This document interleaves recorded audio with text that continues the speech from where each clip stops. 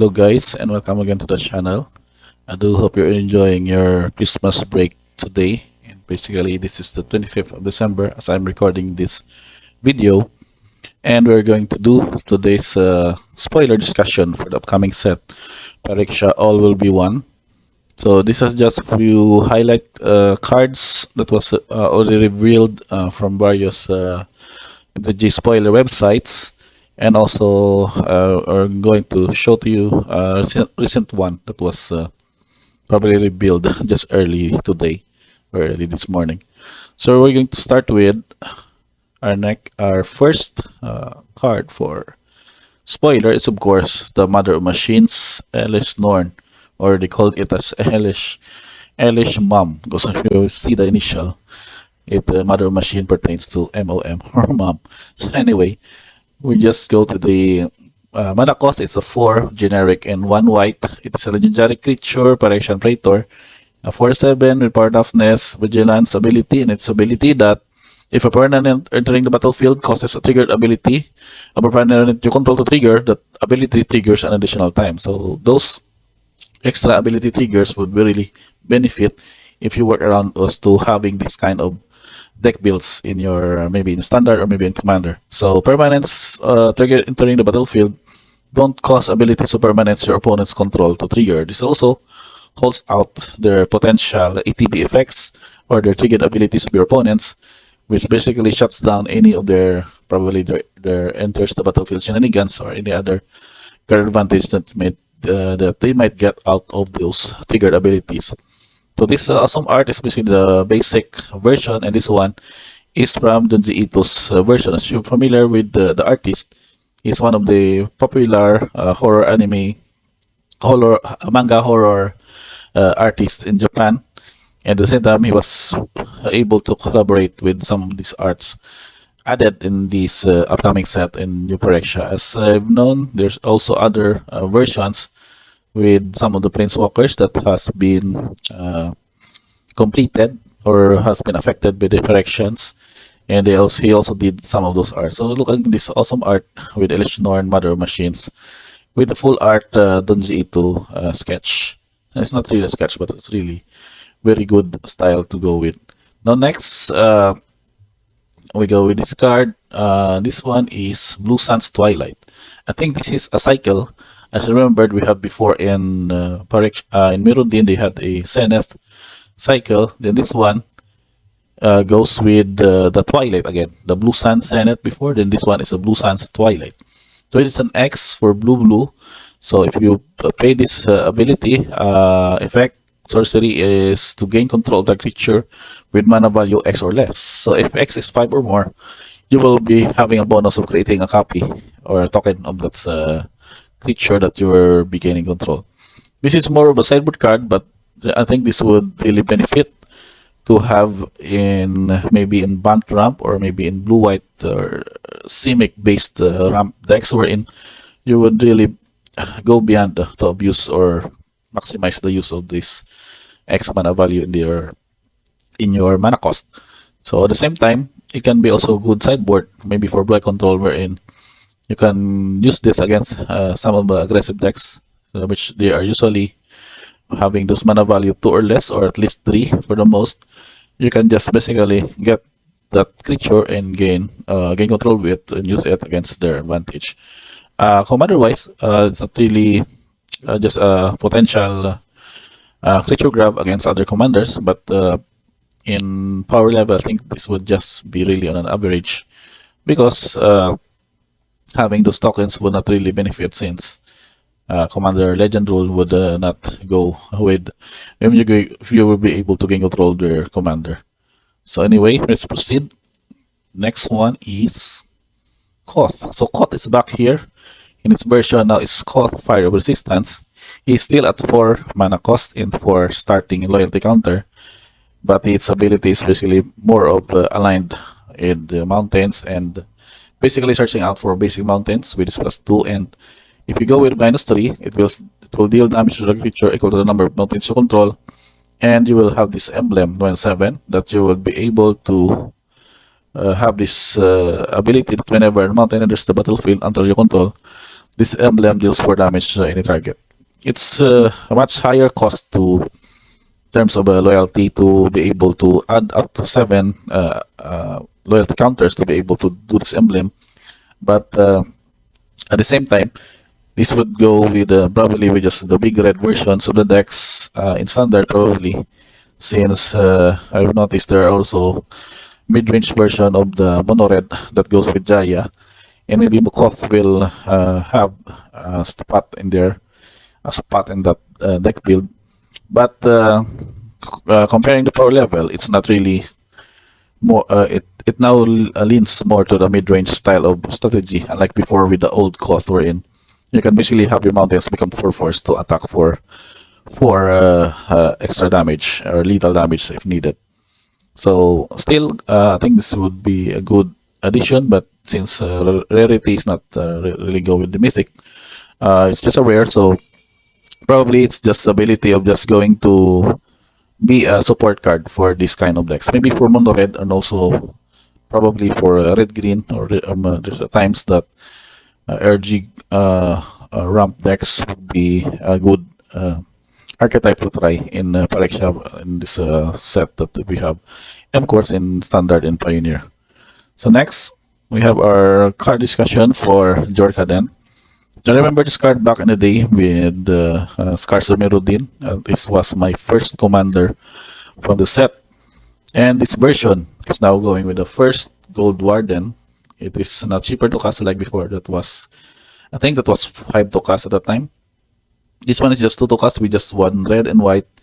It's a 2/2 human rebel with trample, but when it attacks, it gets +X until end of turn, where X is the number of equipped creatures you control. So those equipped creatures would really find, let's say, with equipments, a deck that was built, let's say, back in the day for kind of a Metacraft deck. But this one would just rely to the number of equipped creatures you control, and then if your Jordan's power is 4 greater, you will draw a card. So there's a bonus. It's not really that generic.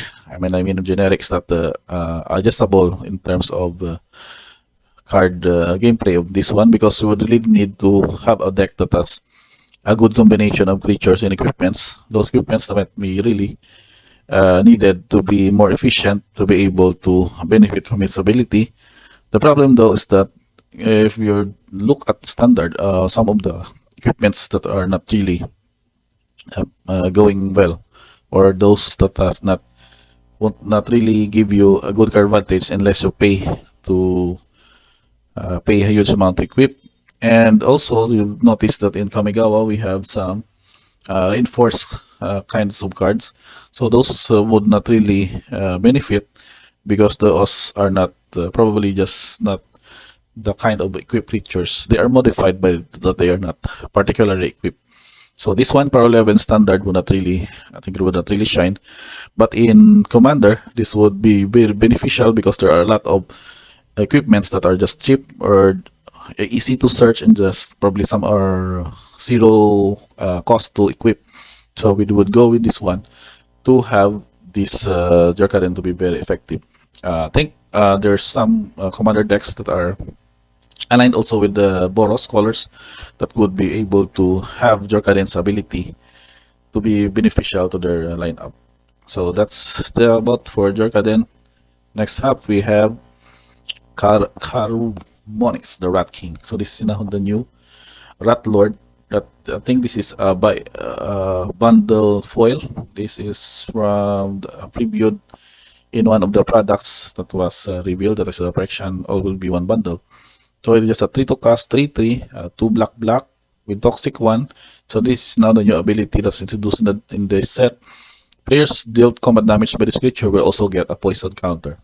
But when you have Toxic 1, that means 1 poison counter. There are also versions wherein you would be able to get Toxic 2, for example. That means whenever this creature deals combat damage to a player, yes, that's combat damage, they will get the 2 poison counters instead of 1. So this Rat King would also have this passive ability wherein the other rats you control will have Toxic 1. It's basically not only dealing you combat damage, but also counting up one poison counter for each shots that would be able to deal damage to you. At the same time, when it enters the battlefield, you will look at the top 5 of your library, and then you may reveal any number of rat cards from among them and put the revealed cards in your hand. Put the rest on the bottom. So basically, this would be a good in a form of any, let's say, in a standard deck, for example, wherein if we would have a rat colony that is still legal standard, if that is still legal standard, they would really have this kind of deck wherein we'll just have Karimonix 4 copies, and the rest would be just be rat colony and a whole bunch of lands to be able to cast them. Because it's ability that basically if you have the top 5 rule cards, top 5 cards of library would be just full of rat cards, then basically you are drawing 5 in this process and basically refilling out your hand.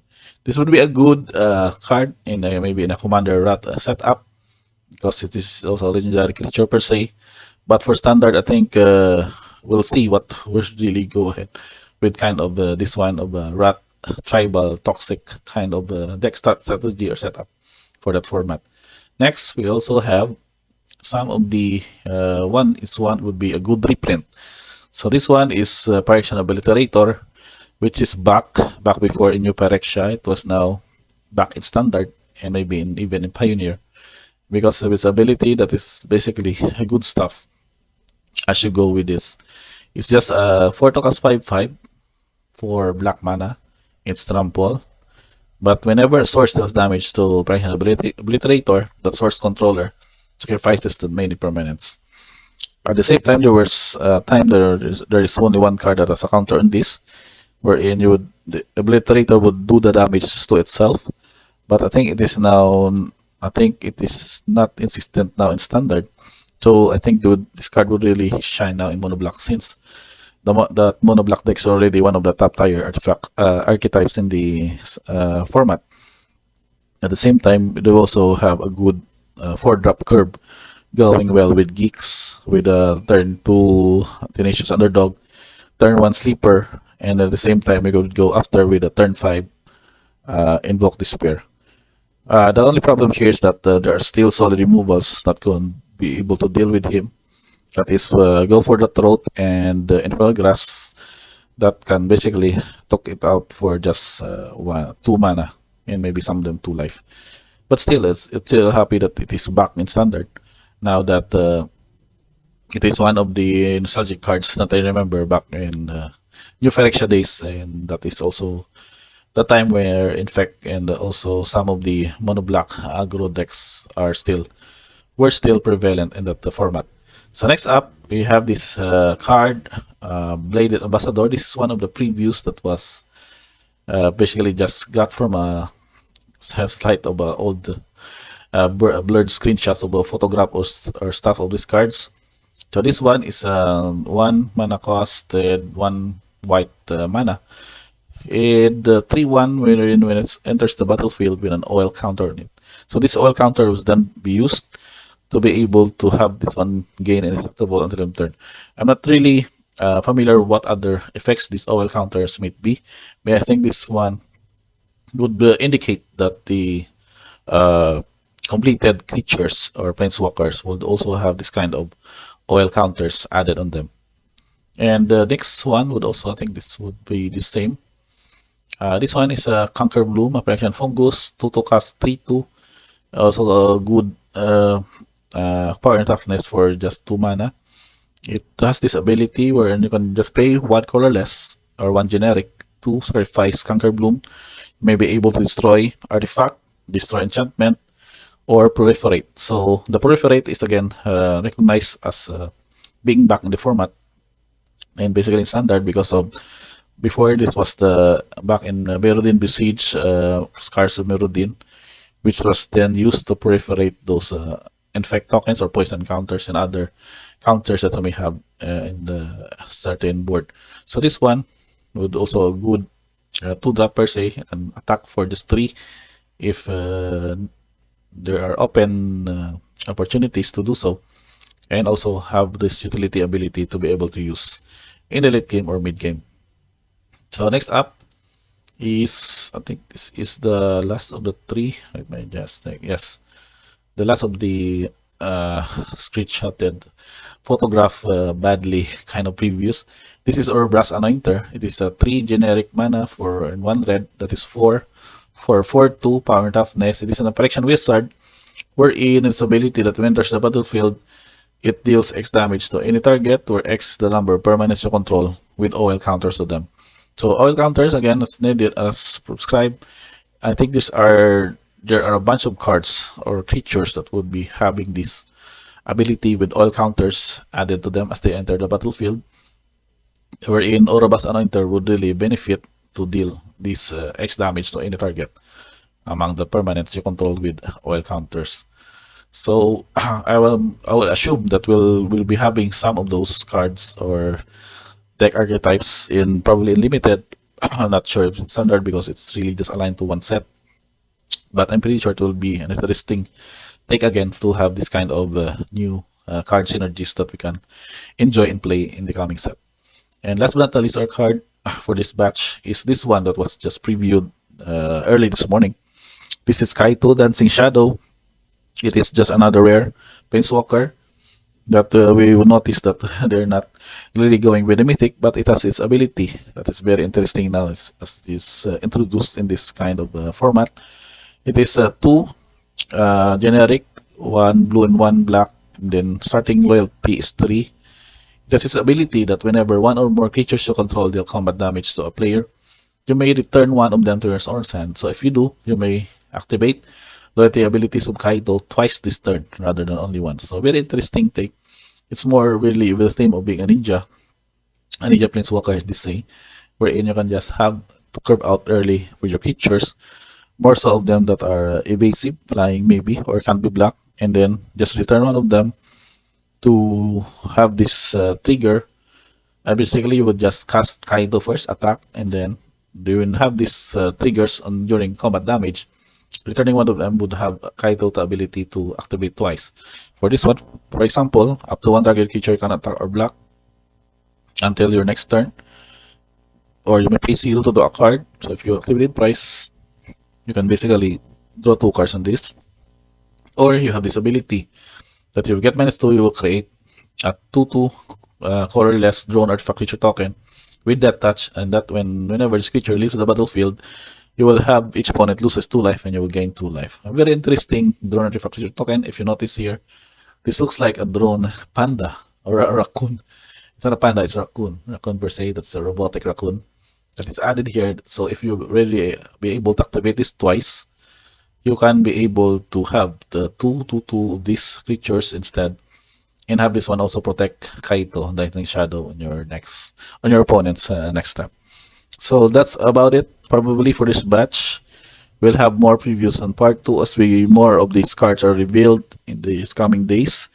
Phyrexia, I think this will be released February of this 2023. February first week, and the previews, I think more official previews will come in the second week, the second week of January and the coming days after that. So I guess that's about it for this video. Thank you for checking, and until the next one, guys, Merry Christmas again, and hope to see you soon on my next video.